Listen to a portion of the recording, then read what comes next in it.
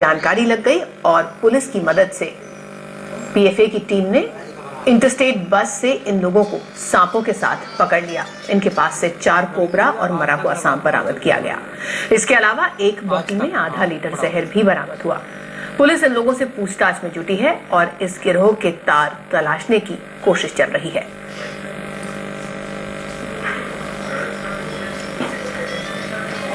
आपको बता दें, इंटरस्टेट बस थी ये, राजस्थान रोडवेज की बस थी, जिसमें पीएफए की टीम के साथ मिलकर जब पुलिस ने इनको रोका, जब इनकी तलाशी ली गई तो सांप तो बरामद हुए ही हुए, साथ ही साथ आधा लीटर जहर भी इन लोगों के पास से मिला। दिल्ली से नोएडा भेजे जाने की सूचना थी इस पूरे सामान को।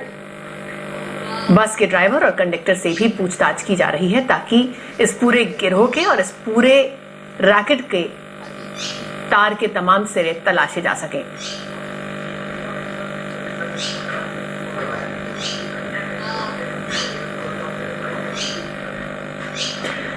पुलिस को जो जानकारी मिली वो पीपल फॉर एनिमल नाम के एक ग्रुप से, एक संस्था के जरिए मिली, और जब ये सामान सारा बरामद हुआ, सांप और जहर मिले, तो उसके बाद इस संस्था के लोगों का क्या कहना था, आइए सुनते हैं।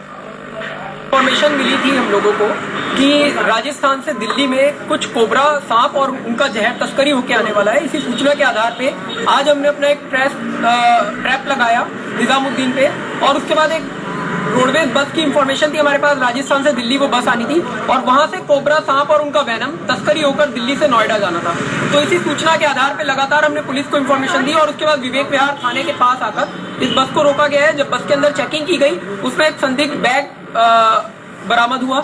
जब उस बैग की चेकिंग की गई तो करीब 5 लकड़ी के डिब्बे जो कि मिठाई के कवर से पैक किए हुए थे, उन डिब्बों को जब खोला गया तो उसके अंदर करीब 5 कोबरा सांप और आधा लीटर कोबरा का वेनम, और इसी के साथ साथ एक रेड स्नेक, करीब 5-6 स्नेक और एक कोबरा वेनम की बोतल जिसमें करीब आधा लीटर जहर है, ये बरामद हुई है। बताया ही जा रहा है कि इन सांपों का और इस जहर का इस्तेमाल वैलेंटाइन डे के लिए होना था। अब आप भी सोच रहे होंगे कि प्यार मोहब्बत का ये दिन, जिसका नाम लेते ही दिमाग में चॉकलेट, फूल या फिर तोहफे आते हैं, वहां जहर का क्या काम। दरअसल इस मौके पर होने वाली रेव पार्टीज में सांप का जहर इस्तेमाल किया जाता है। नशे के शौकीन लाखों करोड़ों रुपए खर्च करने के लिए तैयार होते हैं सांप के जहर का नशा करने के लिए, और रेव पार्टीज में सांप के जहर की खास डिमांड होती है। आपको बता दें कि वैलेंटाइन डे के मौके पर रेव पार्टीज की तादाद भी बढ़ जाती है और साथ ही साथ बढ़ जाती है सांप का जहर मांगने वालों की संख्या। तीसरी बार सांपों के तस्कर दिल्ली में पकड़े गए हैं, जो इस बात की साफ तौर पर तस्दीक करते हैं कि सांप के जहर से नशा करने के शौकीनों की शहर में कमी नहीं है, और ना ही कमी उन लोगों की है जो इस जहर को सप्लाई करने के काम में लगे हुए हैं। हालांकि इस बार जो 4 लोग आ रहे थे राजस्थान से दिल्ली, उनको पुलिस ने छापेमारी करके पकड़ लिया और कुछ सांप और आधा लीटर जहर बरामद कर लिया है।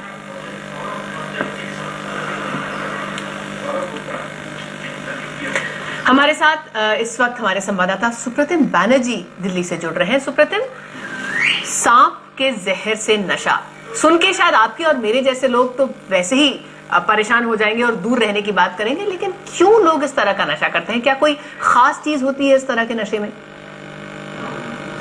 जी देखिए, नशा ऋतुल वो चीज है जो कम से शुरू होता है और कहां जाकर खत्म होता है, उसकी अधिकता क्या होती है इसके बारे में कोई नहीं बता सकता। जब तक जिस्म बर्दाश्त कर रहा है तब तक वो उस तरह का नशा कर रहा है। आपने सुना होगा कि इससे पहले ऑइंटमेंट खाने जैसी या फिर पेट्रोल जैसी चीजें सूंघने की बातें सामने आई है, तो कहीं ये उसी कड़ी की बात है जहां पर जाकर शरीर नशे का इतना आदी हो जाता है कि जहर भी जो है वो अगर एक कंट्रोल्ड मात्रा में लिया जाए तो वो शरीर को सुकून प्रदान करती है, न कि वो शरीर के लिए मौत की वजह बनती है। तो जो पीएफए के लोग दावा कर रहे हैं उसके मुताबिक ये जो जहर है, इसे वो लोग जो बहुत ज्यादा नशे के आदी होते हैं वो अपनी नसों में इंजेक्ट करते हैं और उसे इनहेल करते हैं इस तरह से।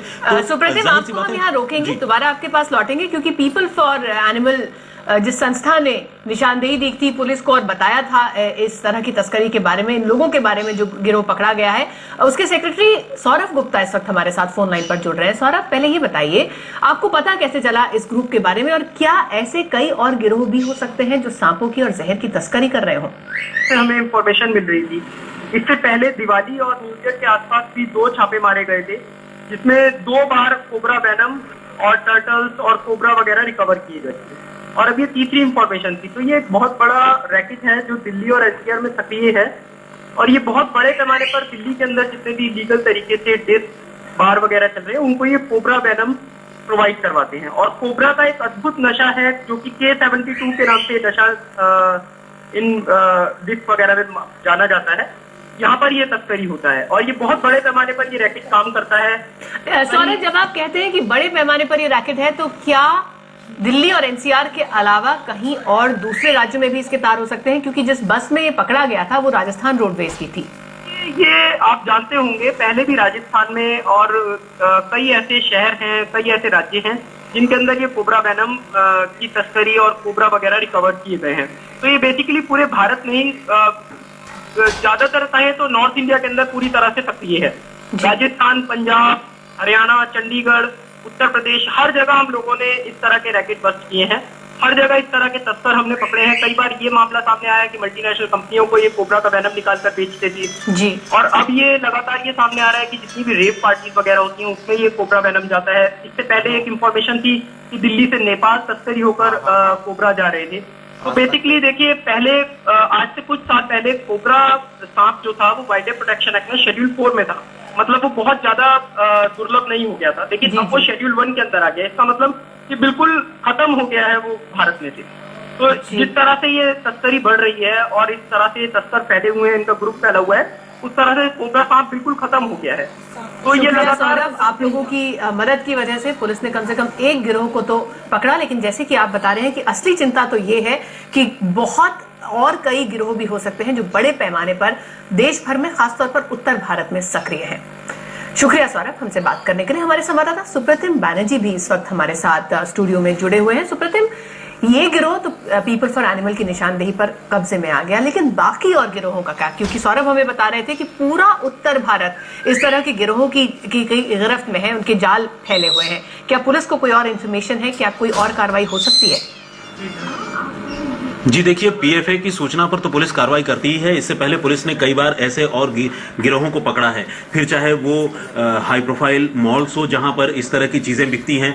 कई बार आपने देखा होगा कि कोबरा और कोबरा के जहर के अलावा और भी ऐसी चीजें जो जंतु जानवरों से जुड़ी हुई हैं वो मॉल्स में और हाई प्रोफाइल स्टोर्स में मिलती हैं, जिस पर छापेमारी करके पुलिस ने कई ऐसी चीजें बरामद की हैं जो दुर्लभ है और जिनका इस्तेमाल बैंड है, जिसका इस्तेमाल प्रतिबंधित है। तो जो बात बार बार हो रही है वो ये है कि ये जो नॉर्थ इंडिया में इसका मार्केट है वो खासकर दिल्ली और आसपास के इलाकों में है, क्योंकि ये मेट्रोपॉलिटन है।